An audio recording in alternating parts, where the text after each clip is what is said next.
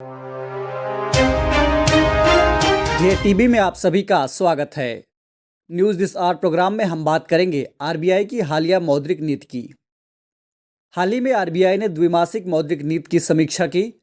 अपनी समीक्षा में आरबीआई ने साल 2021-22 में वास्तविक सकल घरेलू उत्पाद यानी जीडीपी में 9.5% की वृद्धि का अनुमान लगाया है। केंद्रीय बैंक ने रेपो रेट में कोई बदलाव नहीं किया है।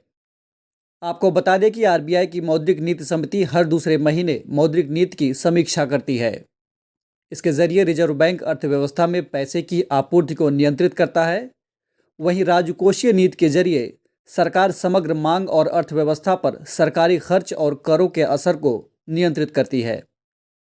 मौद्रिक नीति समिति एक 6 सदस्यीय समिति होती है जिसका गठन केंद्र सरकार द्वारा किया जाता है। इसमें 3 सदस्य आरबीआई से होते हैं और 3 अन्य स्वतंत्र सदस्य भारत सरकार द्वारा नियुक्त किए जाते हैं। समिति की अध्यक्षता आरबीआई गवर्नर करता है। इस समिति का गठन उर्जित पटेल कमेटी की सिफारिश के आधार पर किया गया था। मौद्रिक नीति का मकसद महंगाई पर अंकुश लगाना और कीमतों में स्थिरता बनाए रखना है। इसके अलावा रोजगार के अवसर तैयार करना और टिकाऊ आर्थिक विकास दर का लक्ष्य हासिल करना भी इसके लक्ष्यों में शामिल हैं। नरम रुख रखने पर आरबीआई मौद्रिक नीति में प्रमुख ब्याज दरों को घटाती है। इससे अर्थव्यवस्था में पैसों की आपूर्ति बढ़ने का रास्ता खुल जाता है। बाजार में नकदी बढ़ने से आर्थिक गतिविधियां बढ़ जाती हैं, लेकिन जब आरबीआई कठोर रुख अपनाती है तो ब्याज दरों को बढ़ाया जाता है। इससे अर्थव्यवस्था में नकदी घट जाती है। इसका उत्पादन और खपत दोनों पर विपरीत असर होता है। इससे अर्थव्यवस्था की रफ्तार घटती है। जब मौद्रिक नीति में कोई बड़ा बदलाव नहीं किया जाता है तो इसे तटस्थ नीति कहा जाता है। और अब नज़र डालते हैं इस कार्यक्रम पर आधारित प्रश्न पर।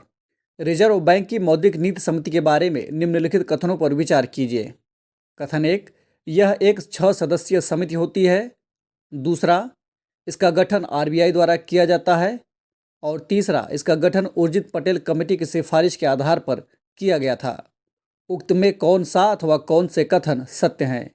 आपके ऑप्शंस हैं ए केवल 1 और 2, बी केवल 2 और 3, सी 1 और 3 अथवा डी 1, 2 और 3।